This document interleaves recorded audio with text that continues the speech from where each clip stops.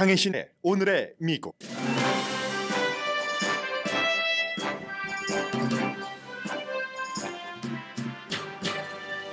만 8,000피트 상공에서 비상문이 폭파된 알래스카 항공 소속 보잉 737기는 폭발 며칠 전부터 경고가 있었던 것으로 밝혀졌습니다. 현재 해당 비행기 항공편은 모두 취소됐습니다. 보잉 737기는 금요일 오레곤주 포틀랜드에서 캘리포니아 온태리오 공항으로 향하던 중 동체가 폭발해 비상 착륙했고 다친 사람은 없습니다. 연방의회 지도부가 정부 폐쇄를 피할 수 있는 2024년 지출안에 합의했습니다. 하원과 상원 전체 의원의 승인이 있어야 하는데 공화당은 반발합니다. 국방장관이 며칠이나 입원한 사실이 비밀이었던 게 빅뉴스입니다. 의회도 대통령도 국방장관의 입원 사실을 몰랐다는 얘기인데 투명성에 대해 양당 정치인이 비난합니다. 트럼프 전 대통령은 의사당 폭동 사건 당시 자신이 한 행위에 대해서 대통령 면책특권 청문회가 열리는데 참석한다고 밝혔습니다. 자신은 잘못한 일도 없고 면책특권이 있다고 주장하는데 LA타임스는 그 주장이 우스꽝스럽고 설득력이 없으며 민주주의에 위험하다는 사설을 실었습니다. 월스트리트저널은 바이든과 트럼프 두 사람에게 만족하지 않은 유권자가 제3의 인물을 선택할 자격이 있다는 내용의 사설을 실었습니다. 올해 골든글로브상은 영화 오펜하이머와 드라마 석세션이 주요 상을 수상했습니다. 한인 스티븐 연은 넷플릭스 드라마 비프에서 남자 주연상을 받았고 캐나다에서 활동하는 한국계 셀린 송 감독의 패스트 라이브즈는 상은 받지 못했지만 5개 부문 후보에 올랐습니다. 로버트 드니로나 조디 포스터가 주연이 아닌 조연상 후보에 오른 것도 시대의 흐름을 보여줍니다. 일론 머스크가 코케인과 케타민 등 마약을 사용하면서 회사에 큰 해를 끼칠 수 있다고 테슬라와 스페이스X 경영진이 우려합니다. 월스트리트저널이 대서특필했습니다. 여러분 안녕하십니까? 오늘의 미국 강혜신입니다. 오늘 미국의 지금 현재 방송의 모든 방송의 탑 뉴스는 공화당 예비선거입니다. 이제 일주일밖에 남지 않았기 때문에요. 아이오와 코커스가. 그러나 저는 오늘 아침에 이제 생활 뉴스부터 전해드리겠습니다. 여러분께서 비행기를 자주 타지 않으신다 할지라도 주변 사람들, 가족이나 친구들은 비행기를 타시는 분들이 많고 그 가운데 미국에서 보잉 737 이 맥스를 굉장히 많은 항공사에서 갖고 있습니다. 보잉 737 맥스 9인데 대한항공은 보잉 737 맥스 8을 갖고 있고 그 맥스 8은 과거에 큰 사고가 났기 때문에 굉장히 이제 여러 가지를 업데이트를 했고 몇 년 동안 보잉 737이 맥스가 운항이 중단됐던 적도 있습니다. 그런데 이번에는 지난 주말에 오후에 5시가 조금 넘어서 퍼시픽 타임입니다. 오레곤주 포틀랜드에서 온태리오 공항으로 향하던 그 비행기가 이륙을 하고 몇 분 만에 이제 그 기장이 SOS를 청한 겁니다. 지금 기압이 굉장히 문제가 되는 것 같고 하면서 동체가 날아가 버렸습니다.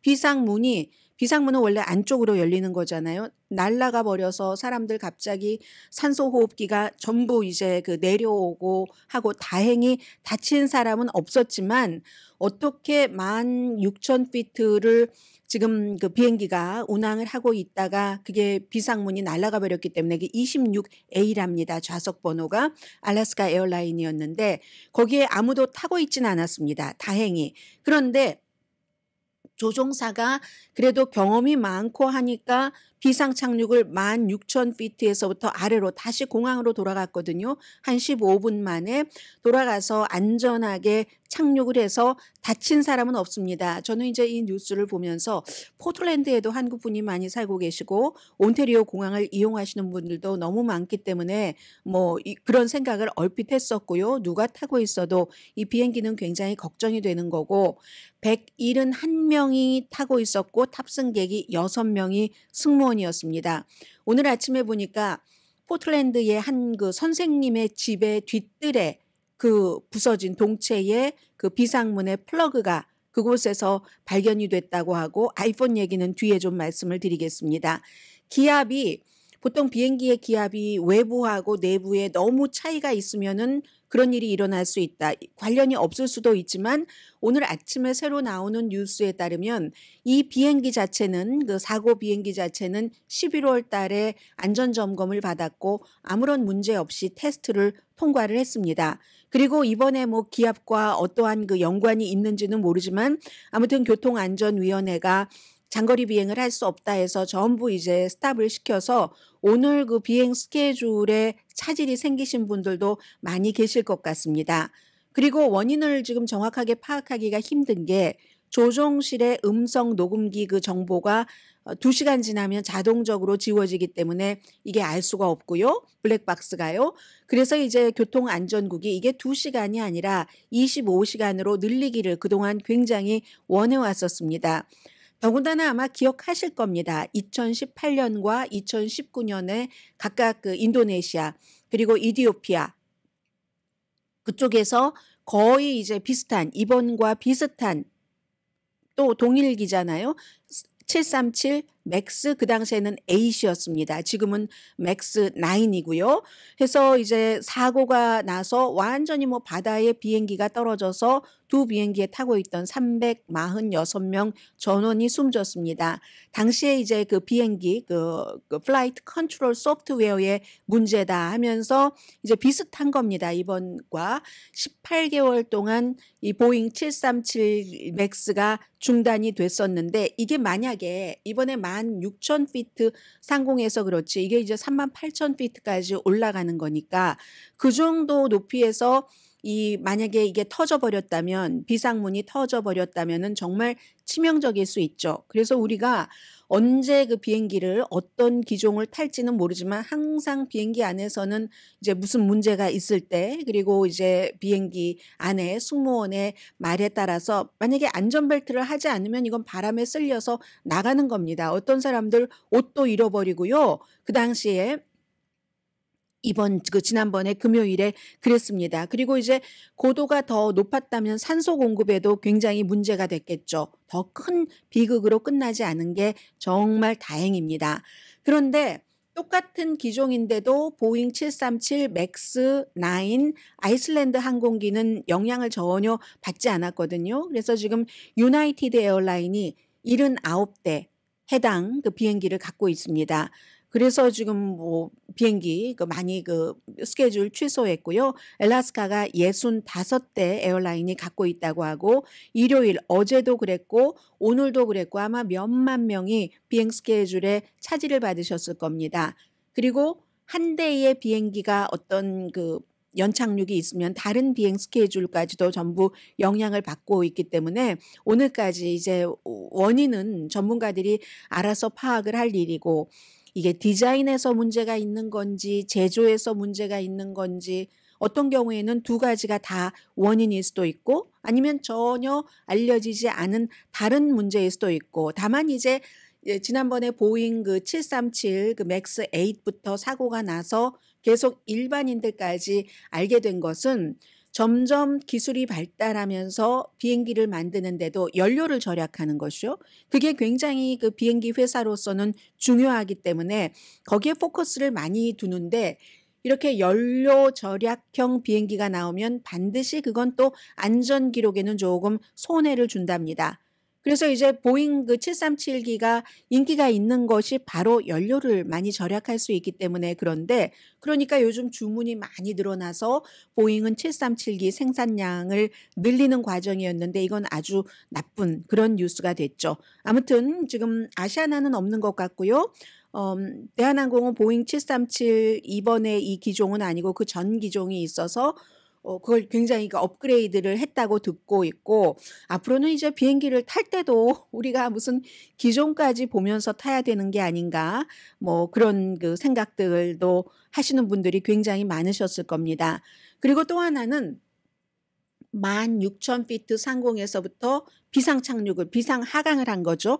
비상 하강을 해서 다시 이제 포틀랜드 국제공항으로 비행기가 돌아가서 착륙을 했는데 그 과정에서 막 사람들이 모든 것이 또 밖으로 바람에 빨려서 그 구멍이 크니까는요. 비상구가 완전히 뻥 뚫려 버렸으니까 날아가 버렸는데 그 가운데서 어디 보니까 그 길인 것 같았어요. 아주 큰 도로인데 도로의 옆에 이렇게 뭐 잔디밭은 아니죠. 이렇게 비스듬하게 경사가 진 그런 곳이 있잖아요. 옆에 그곳에 아이폰이 뭐 떨어졌는데 항공기에서 떨어진 아이폰이에요. 왜냐하면 항공기에서 무슨 뭐 비행기 티켓팅한 뭐 이런 여러 가지 기록들이 있으니까.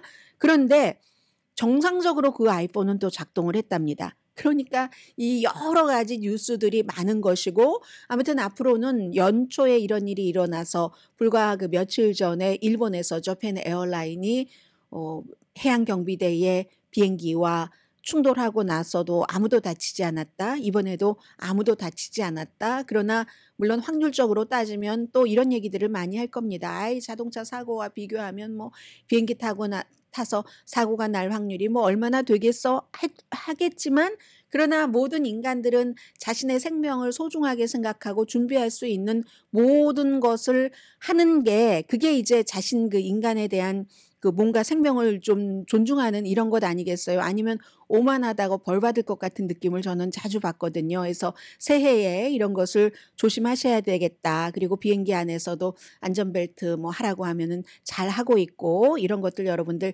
신경 쓰시면 좋겠다 하는 뜻으로 말씀을 드립니다. 저는요, 제가 이제 새벽에 출근을 하잖아요. 그러니까 항상 안전하다고 생각이 될 때도 휴대폰을 손에 들고 있습니다. 무슨 만일의 사태가 있을 때, 그리고 그 휴대폰이 어떻게 하면 내가 911을 누르게 되는 것인지, 그리고 이제 다 그런 것들을 셋업을 하고 항상 신경을 쓰고 다니거든요. 그러니까 이제 여러분들도 우리가 자동차도 보험을 들어놓으면은 안전한데 어쩌다가 한번 그 딱 비어있는 시기에 뭐 불편한 일이 생기기도 하잖아요.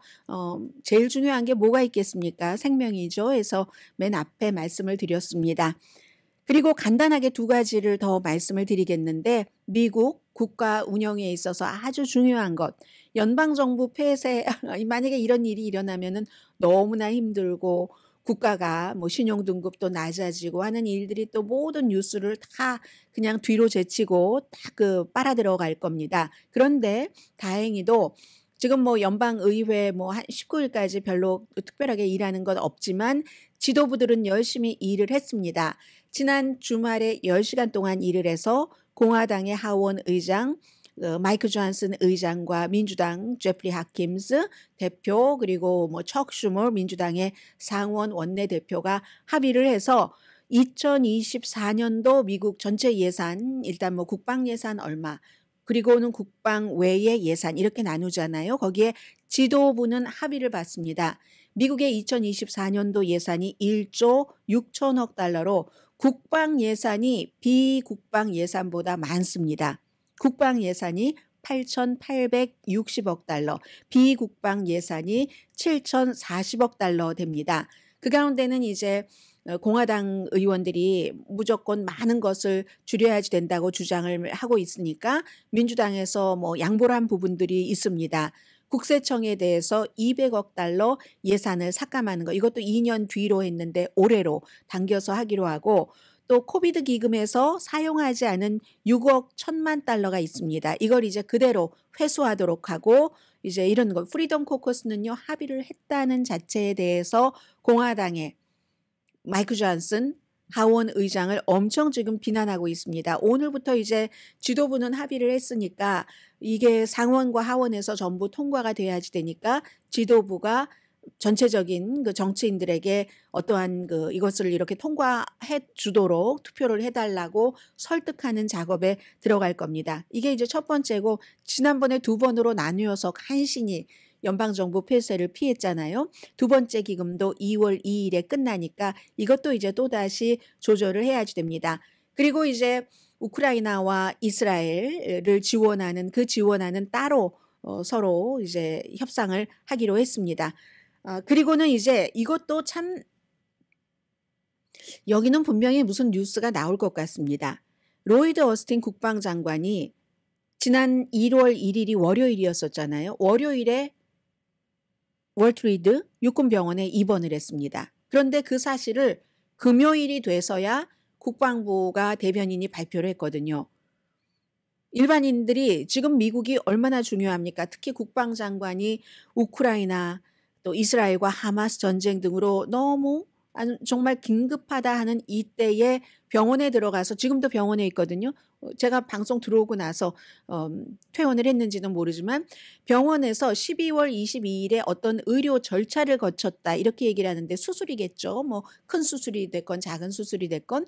그런데 22일에 어떤 의료적인 절차를 거치고 나서 생활을 하고 있는데 1월 1일에 통증을 느껴서 입원을 했다는 겁니다. 아마 그 의료 절차에 합병증이라고 얘기하는데 그러면 이걸 지금 이러한 때에 국방장관이 병원에 입원했는데 문제는요. 차관도 몰랐답니다. 목요일까지. 월요일에 입원을 했는데 대통령도 몰랐다고 하거든요. 대통령이 모를 수가 있을까요? 이게 아마 대부분의 사람들과 정치인들이 하는 얘기입니다.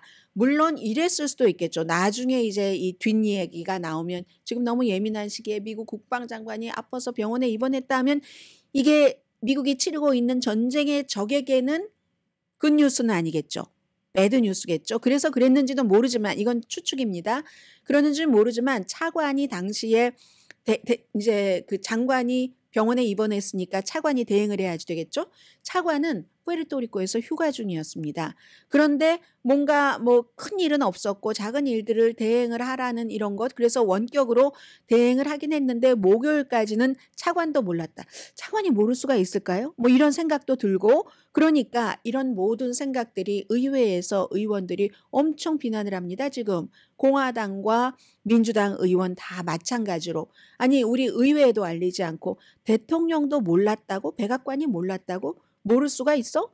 군 통수권자가 누굽니까? 대통령이고 군 통수권자 바로 아래에 지금 여러 가지 전쟁을 치르고 있는 그 국방장관인데 병원에 닷새 엿새 일주일을 입원하고 있었는데 차관이 목요일 날 알았다고 하면 백악관도 목요일 정도에는 당연히 알았다고밖에 할 수밖에 없죠. 타임 스케줄이. 이게 말이 되느냐. 이건 투명성의 문제다. 아무리 미국이 전쟁을 치르고 있지만. 그리고 이제 핵 공격 같은 것을 해야지 될 일이 없었지만 당연히 없고 그런 일이 거의 안 일어나지만 그런 일이 있다고 할 때는 병상에서 국방장관이 무슨 핵 공격에 대한 어떤 국방장관으로서 의무를 하는 것도 힘들잖아요. 그래서 이제 이런 문제들이 지금 주말 사이에 굉장히 중요하고 어수선했었던 일들입니다.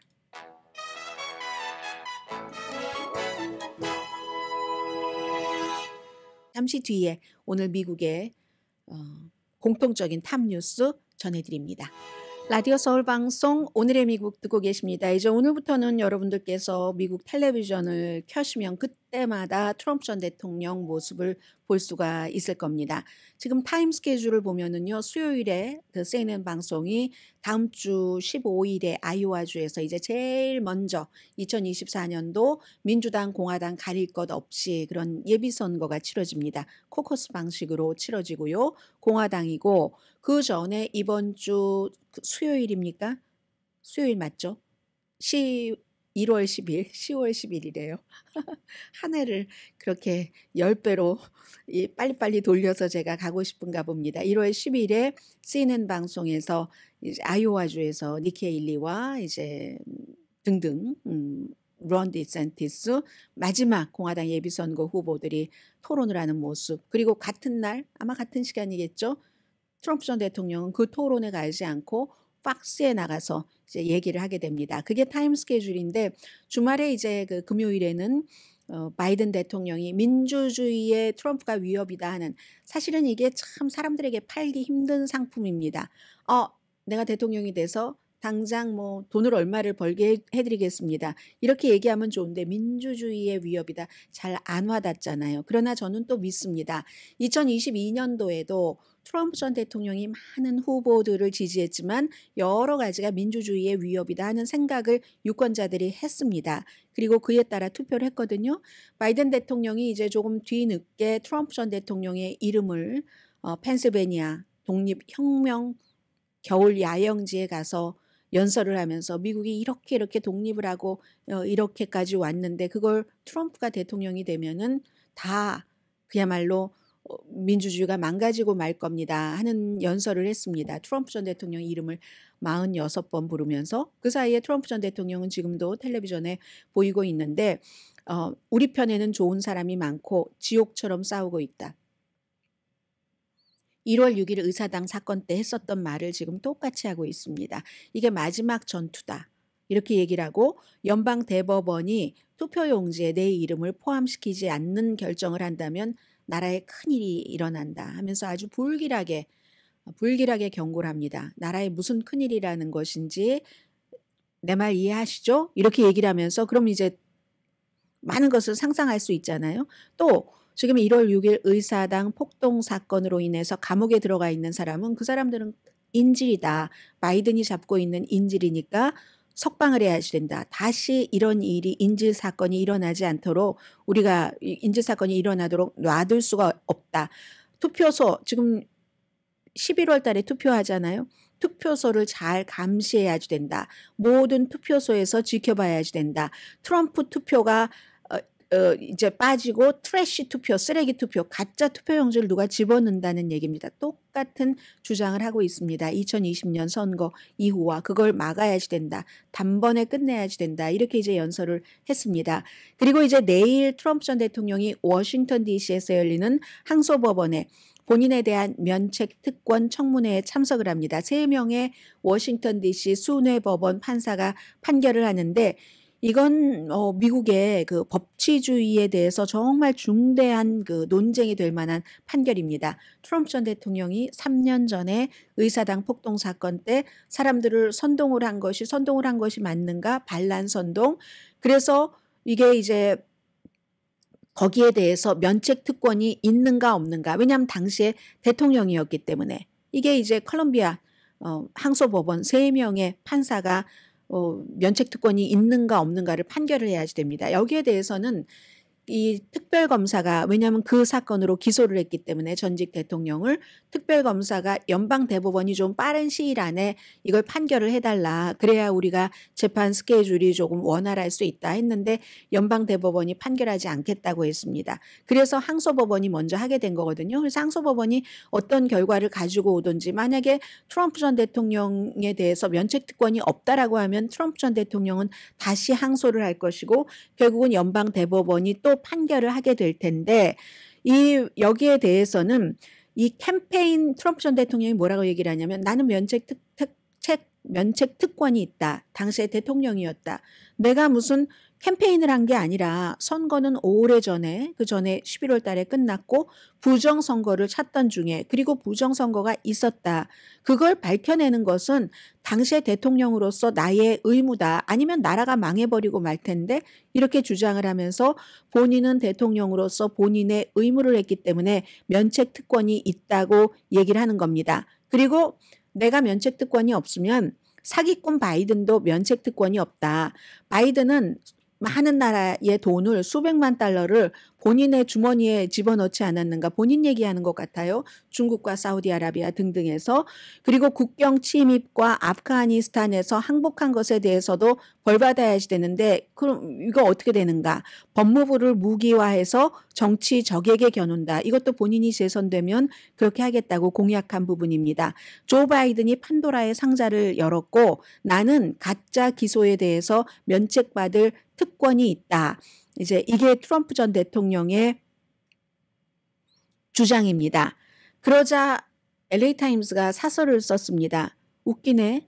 설득력도 없고 민주주의에 위협이 되는 거다. 설득력이 없다는 것은 대통령 직무 밖의 일이지. 대통령이 어디 의사당에서 인준을 하려고 하는데 쳐들어가서 인준을 막아라라고 하는 게 대통령의 직무라는 것은 정말 우스꽝스럽다. 웃을 만한 정말 우스꽝스럽다라고 얘기를 했습니다. 자신의 정치 이익에 따라서 행동한 거지 대통령의 직무가 아니다. 두 번째, 민사사건과 형사사건은 케이스가 다르다는 설명을 했고요. 세 번째, 이건 전직 대통령에게 면책특권을 주지 않는 것은 이건 정말 미국에 깨지지 않았던 전통을 깨는 거다라고 얘기합니다. 당시에 현직 대통령이었으니까. 그런데 LA타임스는 그건 형사면책특권 전통적인 것 때문이 아니라 전에는 대통령들이 형사범죄를 저지르지 않았고 이번에는 형사범죄를 저질러서 형사 혐의로 기소가 됐기 때문이다. 이렇게 얘기를 합니다. 이걸 만약에 이번에 면책특권을 트럼프에게 줘버린다면 예를 들어 대통령이 돼서 누군가가 이익을 많이 내는 정부 계약 같은 것을 그렇게 해주고 막 뇌물을 받고 그런 대통령도 나올 수 있고 FBI 국장에게 정치적인 적에 대해서 유죄 증거를 심도록 이렇게 심도록 플랜트하도록 지시를 하는 대통령이 나올 수도 있고 방위군에게 자신의 가장 유명한 뭐라고 하나요? 자신을 가장 강하게 비난하는 사람들을 뭐 살해하라고 명령을 할 수도 있고 또 외국 적에게 핵 기밀을 파는 대통령이 나올 수도 있다. 거의 이제 트럼프 전 대통령이 지금 혐의를 받고 있는 부분이잖아요. 그런 걸 막기 위해서 하는 그런 거다라고 하면서 막기 위한 장치라고 하면서 이걸 트럼프 전 대통령에게 면책 특권을 주면 민주주의의 위협이다. 항소법원은 면책 특권 받을 수 없다는 판결을 내려야지 되고 그 이후에 연방 대법원도 마찬가지 판결을 내려야지 된다. 이게 LA타임즈의 사설입니다. 그에 비해서요. 월스트리트저널 오늘 사설은 이렇습니다. 쭉 돌아가는 걸 보니까 지금 2024년도 가장 중요한 문제는 미국 대통령 선거입니다. 각 나라도 마찬가지고요. 미국의 대통령 선거는 한국에서도 영국에서도 프랑스, 아프리카, 중국 모두에 다 영향을 줄 수 있는 문제입니다. 그런데 월스트리트저널은 이게 쭉 보고 있으니까 특히 지난 주말에 바이든과 트럼프 전 대통령이 연설하는 걸 보니까 2020년 선거에 그대로네, 재판이네. 우리가 또다시 그 악몽을 겪고 싶지 않지만 앞으로 이 10개월 동안은 계속 그런 악몽을 겪으면서 대통령 선거를 하게 될 것 같다라고 얘기를 합니다. 바이든 대통령은 펜실베니아에서 계속 트럼프가 대통령이 되면은 독재자가 될 것이라고 하면서 독재자를 좋아하고 푸틴, 김정은, 뭐 터키나 헝가리의 지도자 그리고 워너비 독재자 이 월스트리트저널의 표현입니다. 월스트리트저널이 루퍼트 머독이 갖고 있는 건 맞습니다. 루퍼트 머독은 장사하는 사람이기 때문에 자신이 갖고 있는 여러 매체를 적절히 이용을 합니다. 그런데 월스트리트저널은 또 품이 있는 사람들이 많이 보고 하니까 이젠 트럼프에서 좀 떨어지려고 하는 기조를 유지를 하려고 하는 것처럼 보입니다. 해서 독재자를 좋아하고 독재자가 되고 싶어하는 트럼프 앞으로 몇 년 동안 복수와 보복의 정치를 한다는 캠페인을 하는데 이게 바이든 대통령이 금요일에 연설한 거거든요. 제 말이 아니라 트럼프 본인의 말입니다. 라고 얘기를 하면서 이거 민주주의의 위협입니다. 하고 의사당 사건 당시 우리는 미국을 거의 잃을 뻔했다 하고도 바이든이 주장했는데 그건 과장된 표현이라고 월스트리트저널이 얘기를 합니다. 월스트리트저널은 결코 민주당 대통령을 지지하지 않습니다. 왜냐하면 사업상 무슨 국방비라든가 그래야 군수산업 이런 것들 때문에요. 등등. 그리고 이민에 대해서만 조금 다르죠. 월스트리트저널이 이제 기업인들에게 굉장히 잘 정책이 마련되기를 원하니까 이민은 이민자가 노동자니까 그거 빼고는 거의 이제 공화당 측인데 트럼프가 꾸민 폭동이 이게 월스트리트저널의 표현이에요. 트럼프가 꾸민 폭동이 선동을 했다는 얘기죠.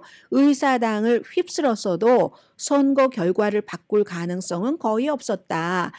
전혀 없었다라고 얘기를 했네요. 거의가 아니라 트럼프의 행동은 그날 행동은 경멸적이었다. 텔레비전에서 몇 시간 동안이나 폭동이 일어나는 것을 보면서 폭력을 멈추기 위한 조치를 하지 않았다. 방위군 투입조차도 트럼프가 명령, 지시를 내리지 않았다. 안 했어요. 끝내 대통령이.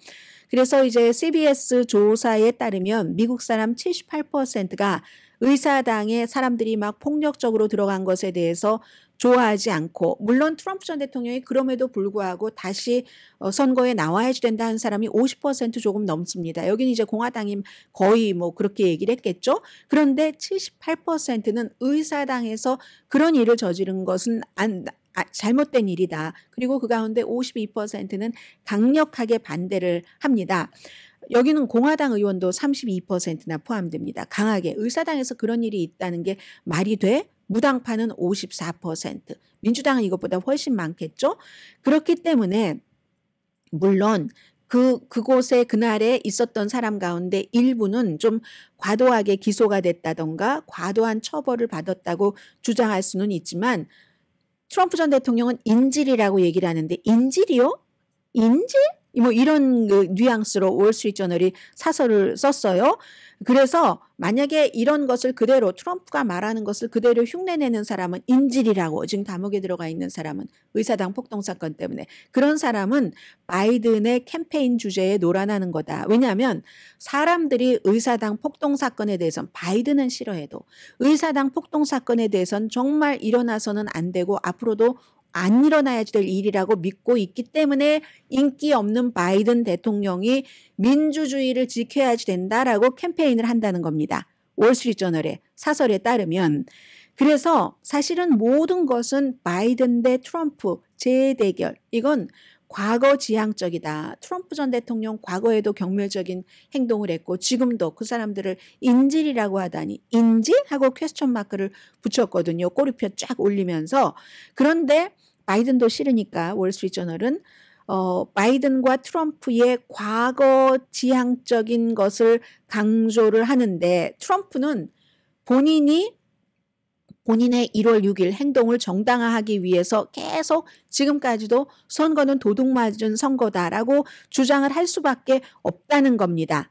그리고 바이든은 자신의 정책이나 그 결과를 사람들이 싫어하기 때문에 특히 경제 같은 것, 이민, 독재에 대해서 경고를 할 수밖에 없는, 그래서 두 사람 모두 유권자들에게 과거, 원한, 양극화만 강조를 하지 미래에 대해서는 전혀 어떤 청사진을 주고 있지 않다. 미국 사람들은 이것보다 더 나은 후보를 가질 자격이 있다. 월스트리트저널 사설 맨 마지막입니다.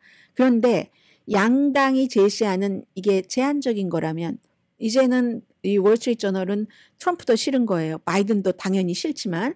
그래서 우리는 저널리스트로서는, 언론으로서는 취재를 하는 것밖에 다른 할 수 있는 일이 없지만, 유권자의 경우는 만약에 노 레이블스 같은 데서 뭐 지금 여러 사람들이 대안이 뭐 들먹들먹거려지고 있잖아요. 여러 사람 이름까지 나오면서 그런 대안이 제시가 된다면 제3의 대안을 고려할 충분한 이유가 있을 것이다. 거의 부추기는 듯한 월스트리트저널, 트럼프도 뽑지 말고 바이든도 뽑지 말아라 하는 사설을 실었습니다. 자, 잠시 뒤에는요, 역시 제가 오늘 월스트리트저널의 보도를 전해드리겠는데, 테슬라나 스페이스X의 무슨 주식을 갖고 계시는 분들도 많으시고 여러 가지 관심이 있으신 분들이 계시는데, 만약에 그 회사의 사주가 마약에 너무 흠씬 취해 있다면, 사실은 누구나 다 알고 있는 비밀이거든요. 일론 머스크에 대해서. 그러면 어떻게 해야지 되지? 이 문제가 보다 수면 위로 떠올랐습니다. 그리고 미국의 기업인들과 마약. 그런데 누군가는 마약을 하면 엄청나게 벌받아요. 이런 사람들은 암만 지독하게 아주 파티하면서 마약을 해도 벌도 받지 않습니다. 이런 미국의 사회적인 것, 그리고 뭐 주식과 연관되는 것까지 생각을 해볼 수 있는 일론 머스크와 마약 전해드립니다.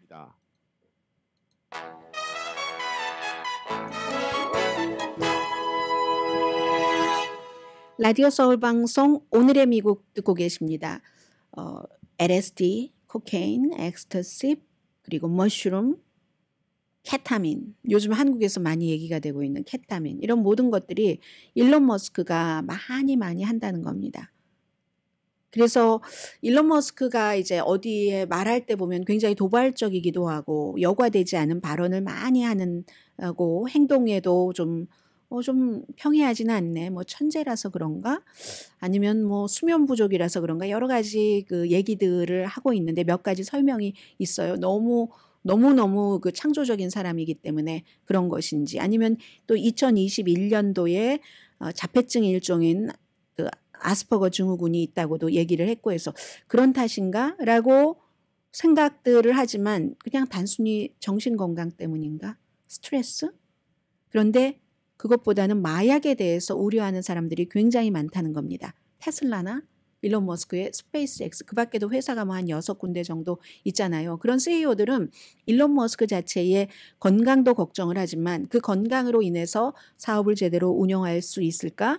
그리고 그럼 내가 투자한 돈은 어떻게 되지? 그 자체에 대해서 무척 걱정을 하고 있는데, 미국의 부자들은요, 제가 다음 섹션에 조금 말씀을 드릴 수 있을지 모르겠지만, 석세션이라는 이 드라마가 골든글로브 상에서 많이 받았잖아요. 드라마 상에서 무슨 뭐 작품상, 남자 여자 주연상, 뭐 조연상 등등 많이 받았는데 그게 미국 사회를 굉장히 보여줍니다. 거기에 보면은 이 일론 머스크 스토리가 그 석세션에는 그대로 들어있거든요. 비공개, 부자들의 파티, 휴대폰 같은 거 다 이제 압수하고 입장을 해서 아주 뭐 당연하게 뭐 마리화나 정도가 아닙니다. 엄청난 마약까지 그 안에서 다 하고 이런 걸 일론 머스크가 한다는 겁니다. 로스앤젤레스에서, 멕시코에서, 마이애미 하우스 파티. 특히 이제 일론 머스크는 뭐 센 마약을 할 때 형과 같이 많이 한다고 하는데 케타민 같은 것. 그리고 테슬라 이사하고도 합니다. 테슬라. 이 기술 업계가 됐건 어떤 미국의 기업에는요. 기본적으로 그 사람들 한 번도 체포되고 뭐 재판받고 하지 않지만 뭐 아주 흔하게 뭐 쟤도 그과 아니야? 이런 거. 그 기업의 그 딸도 그과잖아. 이런 얘기가 아주 흔합니다. 52세입니다. 일론 머스크가. 그런데 특히 케타민 같은 것을 계속 하게 되면은 건강에 굉장히 나쁘고 사업에도 피해가 되겠죠. 더군다나 일론 머스크는 스페이스 X라는 회사로 정부와 계약을 하고 있는 겁니다. 이거 사실은 위반이에요. 정부와 계약 위반인데 일론 머스크의 민간 로켓 회사 스페이스 X가 유일하게 국방부와 계약을 한 회사잖아요. 민간 이제 우주 임무 맡기 위해서 140억 달러 이상의 계약을 했습니다. 그러면 연방정부와 계약한 거 이것도 좀 그렇고 그리고 만약에 이게 뭐가 잘못되면 일자리가 얼마나 많이 몇만 개 이상이 없어질 수도 있고 미국의 우주 프로그램에 큰 해가 될 수도 있고 이거 이제 나사 우주 비행사를 국제우주정거장으로 이렇게 데려다 준 유일한 그 미국 그 민간 회사잖아요. 그리고 최근에 몇 년 동안 스페이스X의 로켓 발사대 많이 샀습니다. 국방부에서. 국가안보기관의 위성 서비스 같은 것 이제 뭐 우크라이나나 이런 데 지원했었던 것 있죠. 그런 것들도 이제 여러 가지 사업을 같이 해볼까 하는 것도 개발을 하고 있는데 그러면 여기에 대해서 변호사는 뭐라고 얘기하냐면 이 사람이 마약을 안 한다라고 얘기하지 않아요. 자주 약물 테스트를 받는다. 이게 미국의 기업의 다는 아니겠지만 상당수의 기업의 고위 간부들이 하는 겁니다. 뭐 놀이예요. 마약하고 약물 테스트를 받고 한 번도 테스트에 실패한 적이 없다라는 것을 강조를 합니다. 테스트에 실패할 때 약물 테스트를 받겠습니까? 다 이제 시기와 시간 같은 것을 양 같은 것을 조절을 하겠죠. 그게 이제 미국이 얼마나 이제 돈 많고 하면은 또 질 좋은 마약을 쓰겠죠. 뭔가 후유증이 조금 덜하다고도 할 수 있는 그런 것을 알 수가 있는 거고요. 2017년도부터 이제 공개적으로 이상 증상이 나오기 시작했는데 전체적인 회의를 할 때 한 1시간 늦게 도착을 했는데 일론 머스크가 무대에 올라가서 막 표정이 이상하고요. 말도 막 더듬고 그리고 나서는 또 15분 동안 아주 그냥 장황하게 뭔가를 말을 하고 스페이스 X 프로그램의 어떠한 그 프로그램을 잘못 그 말을 하고요. 잘못 그 반복해서 잘못 말을 하고 그래서 할 수 없이 중간에 그걸 내려오게 하고 이런 장면들도 석세션이라는 드라마에 보면 나오거든요. 내려오게 하고 회장이 받아서 이제 말을 이어가고 그 당시에 마약이었는가 알 수 없지만 아무튼 그때부터 공개적으로 너무 걱정을 하기 시작했다는 겁니다. 이건 미국 국방계약과의 정책 위반뿐만이 아니라 이거 회사의 정책도 위반이죠. 테슬라 같은 경우 테슬라도 그렇지만 특히 이제 스페이스X가 그렇고 직원들이 회사 안에선 물론이고 회사 밖에서도 마약 사용하는 것을 금지합니다. 테슬라의 그 규칙이 그렇거든요. 그런데 그래서 어떤 때는 막 마약 탐지견도 회사에 데려다 놓고 한다고 하는데 막상 CEO는 이렇다 하는 겁니다. 그런데 이게 테슬라와 스페이스X뿐만이 아니라 터널 뭐 이런 기간 산업과 관련된 벤처링, 그 보링 컴퍼니도 있고 또 임플란트 스타트업인 뇌에 심는요 그런 회사도 있고 뭐 뉴럴링크인가 그렇죠 회사 이름이 그밖에 인공지능 회사도 xAI라는 회사도 있고 아무튼 이런데 이 일론 머스크의 마약 사용이 굉장히 걱정이 된다 하는 얘기입니다. 물론 아직까지는 테슬라의 주가가 2022년도에 크게 내려가긴 했지만 지난 5년 동안 1000%가 올라갔습니다. 뭐 같은 기간 동안에 S&P 500가 약 86% 상승한 것과 비교해 보면 1000%니까 엄청난 거죠. 스페이스X의 매출도 엄청나게 늘어나긴 하지만 어쨌든 일론 머스크는 이런 마약과 연관된 문제 다 아는 비밀이 있다. 이건 이제 미국 기업인들 가운데서 또 상당수가 이렇다는 얘기도 됩니다. 잠시 뒤에 뵙겠습니다.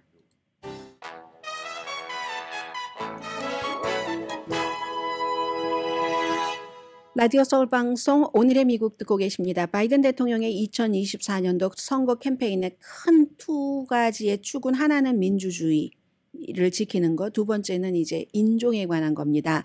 지금 사우스캐롤라이나주에서 젊은 백인 우월주의자가 그 흑인 교회에 들어가서 9명을 숨지게 한 총격 사건이 벌어졌었던 임마누엘 AME 철치에서 바이든 대통령이 연설하고 있습니다. The victims outside, I grew stronger. My son, my family grew stronger. We prayed together. We grieved together. We found hope together, for real. For real. And it reminds me that through our pain, each of us. 네, 이제 그곳이 고통을 받았던 그런 지역이니까 뭐 바이든 대통령은 늘 어떤 형태의 고통을 받는 미국 가정에도 본인 가정도 여러 가지 고통을 받았다는 그런 그 얘기를 하잖아요. 그래서 이제 그런 얘기도 하고 희망을 조금 얘기를 하고 특히 이제 제가 뭐 좀 전에 그만큼만 여러분과 똑같이 들어봐서 모르겠습니다만은 총격 사건의 피해자가 있는 그런 그 사람들 가족들이 모인 곳이기 때문에 그런 문제 더군다나 그 총격 사건이 인종에 관한 것이었기 때문에 역시 그 문제를 강조할 것으로 보이고요. 이번에 골든글로브가 예전에는 오스카상을 딱 이렇게 예고한다 했는데 틀리는 경우도 많아요. 외신협회에서 전에는 했는데 지금 이게 문제가 많다. 무슨 뭐죠? 그 흑인 회원도 없고 수많은 부패 같은 것을 로스앤젤레스 타임스가 폭로를 하고 나서 2021년도 좀 골든글로브가 바꿨습니다. 바꿔서 헐리우드 외신기자협회가 해체가 되고 그런데 또 사모펀드 딕 클라크 프로덕션에 팔려서 76개국을 대표하는 300명의 국제 멤버들이 구성이 돼서 처음으로 지금 상을 줬는데 거기에 이제 오펜하이머가 가장 많이 받았고요. 뭐 작품상, 주연상, 무슨 뭐 감독상 등등 해서 크리스토퍼 놀란이 감독상 받았고 그리고 바비는 올해 처음으로 만들어진 티켓을 굉장히 많이 팔았다는 걸 받았고 석세션이 작품상 그 미니 시리즈 가운데서는 HBO잖아요. 여기는 뭐 남자 주연, 여자 주연 뭐 그러니까 뭐 아버지는 못 받았어요. 둘째 아들 그리고 셋째 아들도 못 받았어요. 후보에는 막 하나 부문 후보에 석세션 후보들이 막 3명씩 들어가고 그랬거든요. 그래서 제일 많이 받았고 그리고 Past Lives라는 그 셀린 송, 그 캐나다에서 활동하고 있는 12살 때 캐나다로 부모님 따라서 갔다고 하고 아버지도 감독이시잖아요. 그 감독이 만든 Past Lives가 5개 부분, 이 드라마 영화 부분에도 이제 후보에 오르고 있는데 하나도 받지 못했습니다. 그레타 리 이지한 배우도 여자 주연 후보에 올라갔는데 못 받았고요. 대신에 텔레비전에서는 리미티드 시리즈에서 넷플릭스의 비프가 작품상, 여자 주연상 알리왕 베트남계죠. 그리고 남자 주연이 잘 알고 계시는 스티브 연 이렇게 받았거든요. 그래서 이번에 이 골든 글로브는 조금 한인들과 연관된 것이 전보다는 더 많이 이제 다가가는 그런 그 분위기는 있습니다. 그리고 말씀드리는 동안에 사우스캐롤라이나의 교회에서 바이든 대통령이 연설을 하는데 누군가가 대통령 연설을 좀 방해하는 그런 모습 잠시 보였고요. 경호원들이 데리고 나갔습니다. 밖으로. 제가 좀 전에 이제 그 경호원에 의해서 퇴장당한 사람을 보니까 이렇게 피켓 같은 거 들고 있는 거 보니까 역시 그 팔레스타인 전쟁에 대해서 바이든 대통령이 너무나도 강력한 이스라엘 지지 모습을 보여주고 있기 때문에 거기에 대해서 항의하는 그런 것이었고요. 이스라엘은 지금 그 레바논의 헤즈볼라에도 계속 우리를 공격하면 가자 지구를 똑같이 카피해서 페이스트할 거야. 여기도 초토화될 거야. 이런 식으로 했고 미국은 굉장히 이거 싫어하는 거고요. 다시 골든글로브로 돌아가면 제가 보니까 윌리엄 데퍼라든가 이 그 로버트 드니로가 주연상이 아니라 조연상 후보였고요. 조디 포스터도 조연상 후보였습니다. 그런데 아무도 상 받지 못했어요. 젊은 사람들이 받았습니다. 시대의 흐름이죠. 강혜신이었습니다.